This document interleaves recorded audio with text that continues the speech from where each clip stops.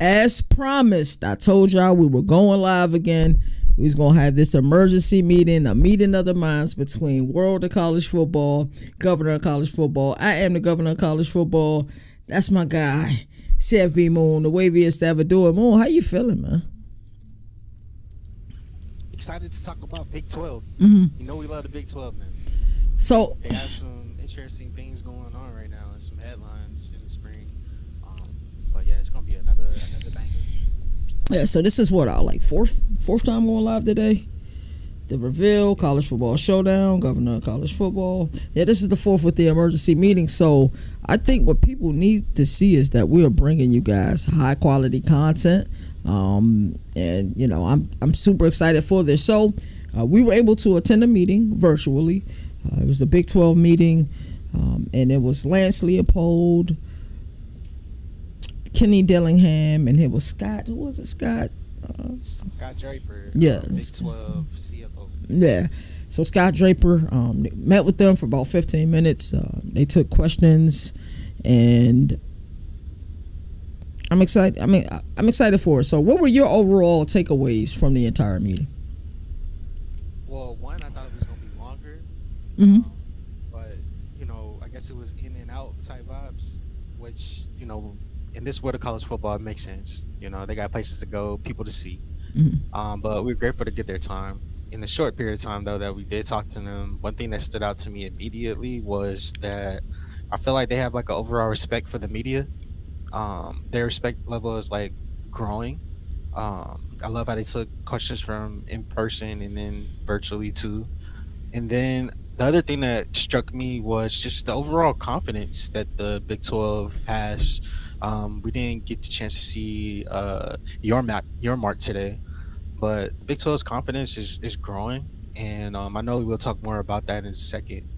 But they talked about things from conference scheduling to seating philosophies to transfer portal reform and how it can get better, the expansion, revenue sharing, and the overall league identity and how it relates to competitive balance. And we even got some international talk that was like dripped in there too. So even though it was short, it was jam packed.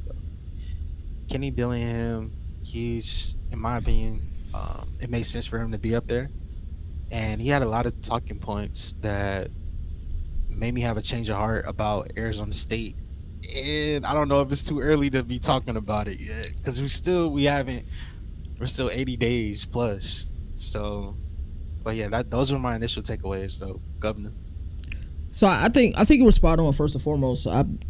You nailed it. Like their takeaways, that I got immediately was like, alrighty, they're of the mindset they were of. Like, hey, Jalen asks us the question, hey, how do you feel about college football?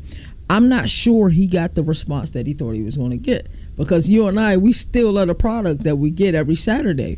And Kenny Dillingham said something that was so prophetic. He was like, we sit here and we focus on what I like to call the semantics of college football, but we don't focus enough on the positivity of college football. He said, my locker room became closer as we started to win games and make this college football playoff run. He said, we could care less with the media is it, how they feel about us or where they rated us or the fact that they rated us as the worst team in the Big 12. He said, hell, this year they may rank us as the best team in the Big 12 and we could finish last. Like, they believe in the Big 12. Another thing that Kenny Dillingham said that it was so prophetic as well. He said, when you look at the culmination of coaches in the Big 12, he said you have a bunch of coaches who have won national championships. And he said a bunch of coaches that can coach. He said we don't get a lot of credit, but there's a bunch of coaches in this conference that can coach. I left so inspired after being in that meeting, brother. I can't hear you, Mo.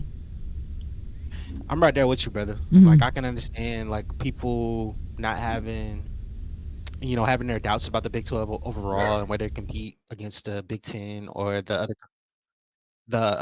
SEC, other conference as we like to call it. Right. We need to put that on a T-shirt. No, I'm getting it made. I'm getting that made. I'm getting the 1%er made. It's a bunch of T-shirts about to get made, bro. I promise you that. We got that, but I mean, I feel like they're just talking that talk, and one of the things that struck me overall was Kenny Dillingham saying that he's uncomfortable with the spotlight. and he prefers being the underdog. He said, "I hear the limelight, and this new positive praise for him is uncomfortable." Mhm. So for him to admit his uncomfort and he's more used to being in that underdog role was something that just it was something that can reconfirm what I thought. Arizona State is going from not thought about to being the hunted. Mhm. And I think this will be one of those uncomfortable seasons because of all the pressure. I feel like at the end of the day, Kenny Dillingham really just wants to line up and play football. Like y'all could play football in a random parking lot. They would still show up, ball out, but that newfound praise and positivity that they're speaking about, he's used to having the naysayers. He's used to having doubters, people talking him crazy about him at the side of his neck. So last year, it felt like, oh, they had all the ammunition in the world. Hey man, they didn't pick us at all. They picked us the last team in the conference. Like that was their ammunition, and it's gonna be interesting to see how as his his second season in the Big 12 now, how he adjusts and how he adapts to overall the play, the expectations, what they are expecting out of him from the fan base and his community overall, and then just the media where we are and how we look at them. We want to give him the love and spotlight, but in the back of our head, we're not that far removed from a tumultuous year for Arizona State. I love the fact that he talked about that though, the uncomfort in the spotlight. That was one of the key things that I took away from Coach Dillingham that made me say, man, he is one of the the youngest coach in college football. So for him to be transparent and be real about that, I don't think a lot of cats out there is going to, reveal that card. But the fact that he did, it gave me more love for him because it's like, dang, this is a young football team, young quarterback. They have a lot of pieces that are new to this roster. If any program we wanted to see behind the scenes with in 2025, it's Arizona State, because it's like, how do you deal with the pressure? How do you deal with that when you have all the spotlight on you now, and you can't you can't just lurk in the shadows no more. The floodlight is now on you, and that's the thing that I'm looking at for Coach Dillingham. Another thing that really caught my eye, and this kind of came from both Lance Leipold and Kenny Dillingham, was the fact that they were in unison with how they felt about the portal window. They said they wanted one transfer Yes. portal window, and they said that they wanted that transfer portal window to be in January. Now, we've heard the opposite from some of the Big Ten coaches. I know Ryan, they say, hey, he prefers it, to be in the spring, in May. I think with the January portal, like, the hard work is over with it being in January. Like, you know who Yep. your roster is. You can look at the landscape or the construction of your roster. You know who you have, and it's just that one window. We don't see those Caden Proctor situations where the kid left for Jalen is a troll, bro. The kid leaves Tuscaloosa, head to Iowa City, in December, heads back during the spring portal, and comes, back to Tuscaloosa. It's weird. Yeah. I can't believe this kid just said whiteout games are so overrated. I don't know what his problem is. But what else caught your eye during this meeting? We could stay at the transfer portal reform conversation. So the one portal window in January is kind of tipping on what you talked about a little bit, and how you would, well, really the whole team, CFB Nation, hinted at giving solutions to the problems that's going on. Right. And I do feel like if we got one portal window, it's still over, what, 2,000 plus players now, maybe close to Right. three. Yeah. I It's like think the 24, numbers would I cut think, 25. down. Right. Yeah, like I feel like the numbers will cut down. Maybe give me like 25%, maybe. Mm-hmm. At least the first go round That's you a fair number. institute this. Right. Like it'll go down, and then as years go on, keep going down more and more as players will have to um, respect that one transfer portal window, it'll make you have to stick out your situations more. But I remember talking to like Coach Dale McGee at Georgia State, and he was talking to us about how he would have one transfer portal window, and you have to stay at your school for a minimum of 2 years. So that That's includes not a like a bad option. redshirt, Mm-hmm. So if I just think overall it's going to help improve roster cohesion if we have a transfer portal window in January, beginning of the year, overall reset. New faces, new places. It would have to be after the college football playoff and everything. But now with the expanded playoffs, it's pushing it further and further um into January. We don't. I'm not gonna try to call it, but we could be getting the college football playoff in February, close to it. So this it just highlights the changes that we get in roster management and construction. And I think both of them, Lance Leipold, head coach of Kansas, and Kenny Dillingham, they both talked about it and just some of the challenges. Coach Leopold, from his perspective, it's kind of like bittersweet because he said that the guys still love to play football. And when you hear all these people criticizing college football players all across the country for taking their talents to the transfer portal or, trying to get paid, it's refreshing to hear a guy that's actually coaching, that has been successful, that hey, these kids still love ball. And that's something that I wanted to know behind the scenes. I'm happy we got those little tidbits. But he ultimately just wants clarity in the way that they operate and how the whole entire system operates. Because Coach Kenny, he said all the players should be priority A, B, C, and D. It's like the constant. You have to always recruit your guys at all times. But those are just some of the things based on transfer portal talk that we got. And it was good to see the contrast between Coach Leopold and Kansas's point of view, and then Coach Arizona State's coach Kenny Dillingham and his point of view too. So another thing that really caught my attention, I forgot who it was, asked a really good question about the international series. We've seen the last Mm-hmm. few years, we've seen, that the NCAA tried to get into the Dublin, Ireland market. We saw in 2022, we got a damn good Big Ten game between Northwestern and Nebraska, Yep. and they kind of started the fire Scott Frost Scott train. Frost. The year after that, it was it Navy and Notre Dame? No. Yeah. Yeah, I think it was Navy and Notre Dame. I forgot who it was. It was Notre Dame and somebody for the international game last year. It was Florida State and Georgia Tech, and then that's when your guy Brent Key came up with the mantra "run the ball." So we got that, and this year, Big 12 has a privilege. Like I don't think people truly realize the type of game that we get, the type of fireworks. This game will have impact at the end of the season. I almost want to Absolutely. say it's a must-win game for both Iowa State Mm-hmm. and Kansas State, as they'll be a part of the Zero. Dublin series this year.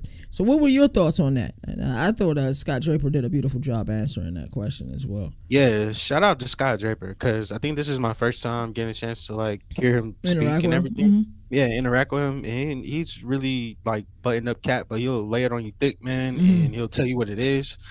And I think that it showcased that they have greater plans than deeper than just this 2025 For season sure. and even next year, because what TCU and North Carolina play in the Aer Lingus kickoff over there next year, Mm-hmm. and you got the Big 12 versus ACC, and you're getting more exposure for it.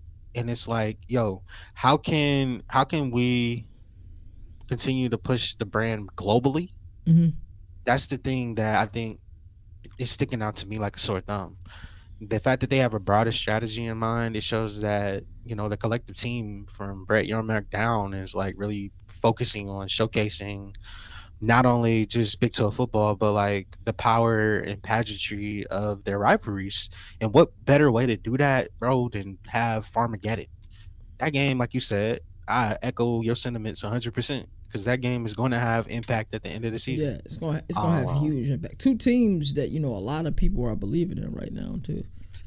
yeah, we got high expectations for both. I know, my yours for Iowa State, and Hmm. how we both feel collectively with Kansas State too. Right. But I think there's overall excitement for the growth in the game being spread to international waters.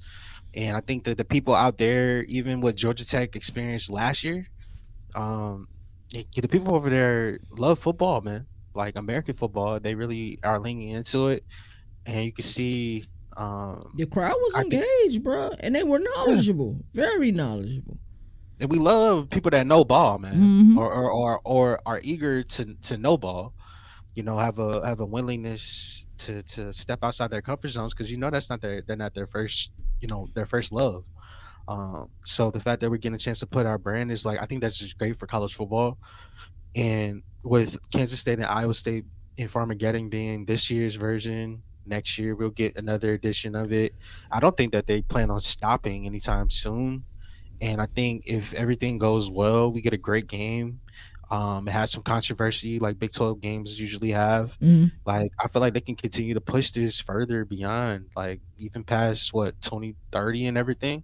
Because maybe that'll be one of the appeals that they can have. Like if you're ACC school, like on the fence right now, what you're gonna do looking beyond, like maybe I'm not gonna say it's the whole pie, but maybe that's a little Hmm. sliver of the piece of the pie. Say, hey, we can give you international exposure as well too.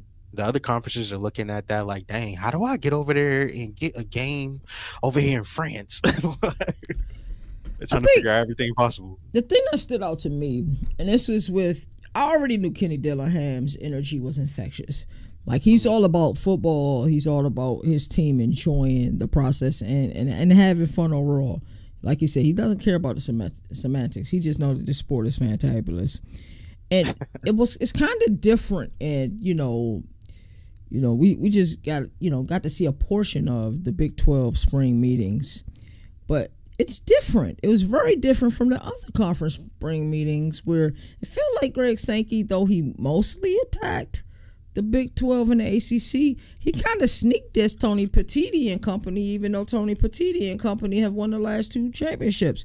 There was a Mhm. 7-page document to the media showing the regular season gauntlet that the SEC teams face in league play. Like I don't know if you saw that, and that what else did it have on the document that like two teams outside of the top 50, which is 13% of the conference. Big 10 had 8 for 44. Big 12 had 9 for 56. And then the ACC had 11 for 65. It's like, they're trying. So, like, everybody knows that SEC football is king. Like, you don't gotta, what's understood don't gotta be explained, bro. Like, why do they Right. feel the need to keep explaining themselves? That's a point I that I feel don't like understand. So, the energy is different. It's like walking into a yeah. room and being around somebody like what's the girl name that wasn't invited to Streamer University? Zoe, I think her name was. And being around that Mhm. energy, you're not gonna want to be around that. You know what I'm saying? And then Nah. but this infectious energy that we just seen from this Big 12 meeting, it's like this is what I want to be around, and it makes me proud to be a member of the Big 12 media. You know what I'm saying? Honestly, Yeah, yeah, like like honestly, seriously. bro. Like all like ball talk aside for real, like energy is infectious. Hmm. It's neither created nor destroyed, it's For just sure, transferred. for sure. And I think that the SEC has been transferring a lot of like hate speech. That's what it's And been not like. It's crazy. like they're just it's almost like you just popping off and we like you said, you don't have to explain what's already understood. But you keep saying it over and over and over again, It's like we're being force and fed, y'all bro. have this mentality, and it's really a cockiness, bro. It's a cockiness and arrogance that comes with them, and a lot of people love them for it, and a lot of people others are turned off by it. And whatever you feel, you're gonna have an opinion about it, but nobody can. For a while, for the longest times, people have not been able to compete. And overall competitive balance has been so lopsided that like they can run away and talk crazy, but you never seen them talk crazy like this. And especially when it comes to competing, I think overall, I think this college football playoff expansion, the expansion of just teams and conferences and Uh-huh. TV deals and money, I feel like it's really just making them even more power hungry and making them want to just drive their foot down and say like, we run this shit, we do it, we always did it, and if you thought that you could compete with us, then you better just figure out another thing to do with your time. You just go be successful in basketball, but you're not doing it in football. It- and I think that type of bravado, or it's beyond bravado to me. It's like arrogance, bro. It is Like arrogance. it's arrogance. It's like the SEC can't do it alone. So they're Right. like, hey, well, I need a running mate. I need a Batman to my Robin. Who can be that? And look no further than the Big Ten, who is like, hey, well, we're expanding from sea to shining sea. Right. We're playing games. We're playing Right. games from all across the pond. And it's like, okay, you got a point and you're right. And your teams had what, 4 teams in the college football playoff last year? So I get it. Three. But Yeah. y'all trying to say every single year that y'all deserve, just because y'all are better, that y'all deserve. So we can't, why play the season then? You know what I mean? Like if we're gonna put in the best teams, Right. Right. like y'all, what if y'all don't have the 4 best teams? Right. And y'all, what if y'all don't even have 4 teams in your conference that deserve? And it's like y'all spewing off this hate speech and everything, and it's not necessarily like you mother. No, it's not like that. It's from the sound like you can't touch me, bro. Right. Like why are we even why are we even talking? Who is this dude? Oh, oh, my bad. I didn't know that's Brett Yarmark. Like they're just being openly disrespectful, It's like bro. the Leon Oh, commercials from back in the day, man. It's crazy how they acting. hey, KT, you know what would be cool if me and you just took over the college football world. You get Mm, 4 teams, I get 4 teams. mm, We both look at each other at the end of the day. We battle it out, 4 teams versus 4 teams, and mm. whoever wins, that just means that we got the better conference, Right. then, bro. Right. Like that's the type of energy that they own, and they like. And then the reason why it's wrong because college football is so much bigger than just the Big Ten and the SEC, It regardless is. of what they think. Right. Like, but they think that it's all about this. But I can tell you this, and this thing for sure.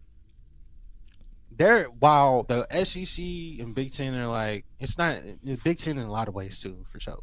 But while they're talking this talk, there's a whole nother world that exists in the Big 12 side where they're giving them praise. They said, hey, bro, if y'all want 5 plus 11, cool. So be it. We'll do it. We'll do it. Because at the end of the day, we got to hold our league up to this highest point, and we want the best teams, period.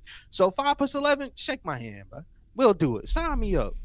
But one thing that they also are noting is that Lance Leipold and Kenny Dillingham talked about it, just the high level of coaching throughout the entire conference.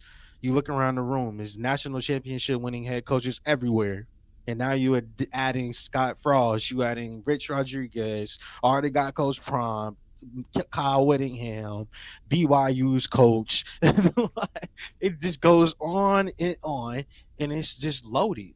Kenny Dillingham, as the youngest in the room, he talked about just soaking up all the knowledge from all these guys, being at spring meetings and everything like that. But yo, they're like, we don't care if we get 1 team, 2 teams, 3 teams, 4. As long as we get in, we can beat y'all. Right. That's how, look, Arizona State took Texas to the wire last year. Come on, bro. Got a couple Like, friendly come calls on, bro. too. Got a couple very friendly calls. So Got a lot of calls. The refs, hey, that's why the ref is so angry on the college football 26 cover. facts. That's why he's so angry, because he gave him some calls, and you got to regret it now. Hey, it's a lot of things when you talk about competitive balance, Governor, but this league identity that they have is like we'll square up with anything, but we'll be buttoned up in our approach. We don't gotta disrespect you, but we still Nah. gonna play you. We still gonna schedule you. We still gonna play you, regardless if you think that you better than us or not. So 5 plus 11, cool. Hey, whatever you want to do. Yeah, they could care less about it. They just want to play ball. Like both of them shared the same sentiment. They could care less about it. And another thing that Lance Leipold said that really stuck out. He said each and every year, he said people try to point out, who this team might be, that team might be. He said you truly don't know because what we had last year with Arizona State being anonymously. So I don't know. I really love that sentiment. I love that they were on the same page. It was like I don't even know if they talked about it or that's just how they feel or that they talked previously. I don't know the extent of their friendship, but what I do know, the continuity that they showed and how they came there. They were professional. They answered everybody questions. It was a togetherness. It was respect. And while ACC is always gonna be number one in my heart, but I can't wait. They creeping up, man. Yeah, they creeping up. I can't wait. I can't wait to go to Big 12 Media Days now. I mean, I can't wait. They just gave us a lot of nuggets in a short period of time. They did, man. So I hope everybody enjoyed this emergency episode.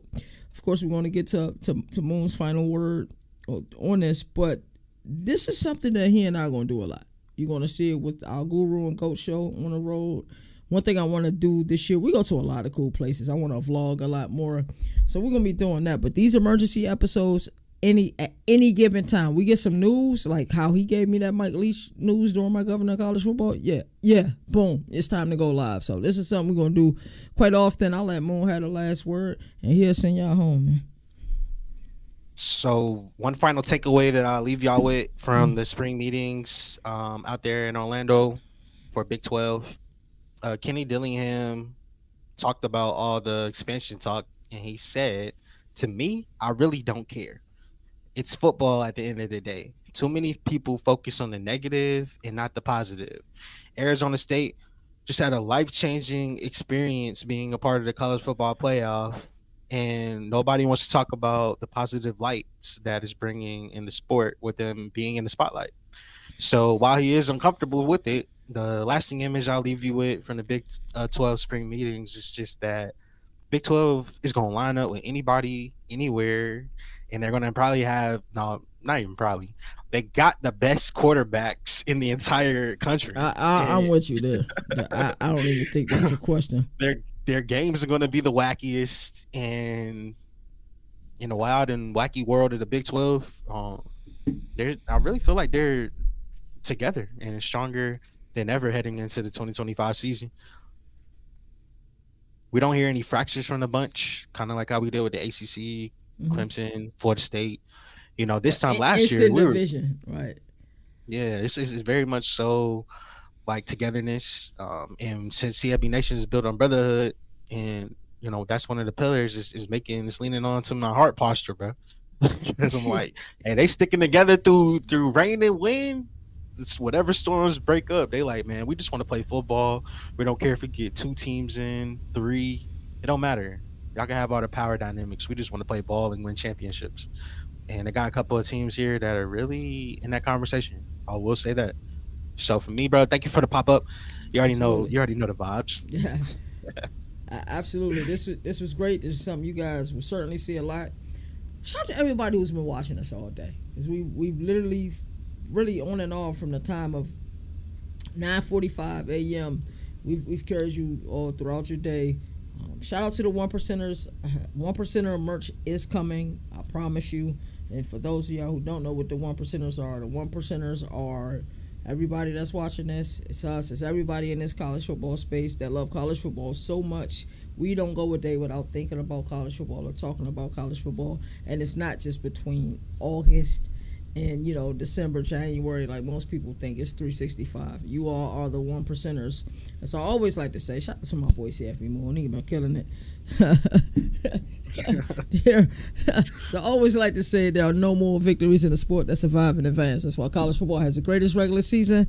And until next time, shout out to everybody who's been watching this, man. You all take care. Yo, what is Jalen talking about? Penn State whiteout is so overrated. What are you talking about right now? Man, I don't know. I wish I knew. But yes, more surprise episodes coming. This will be uploaded to Governor College Football VOD on Spotify. Same thing for World of College Football on Spotify, YouTube, with other. Make sure you guys join. It's going to be so cool when the people who are watching this say, yeah, I remember when they were at the beginning of this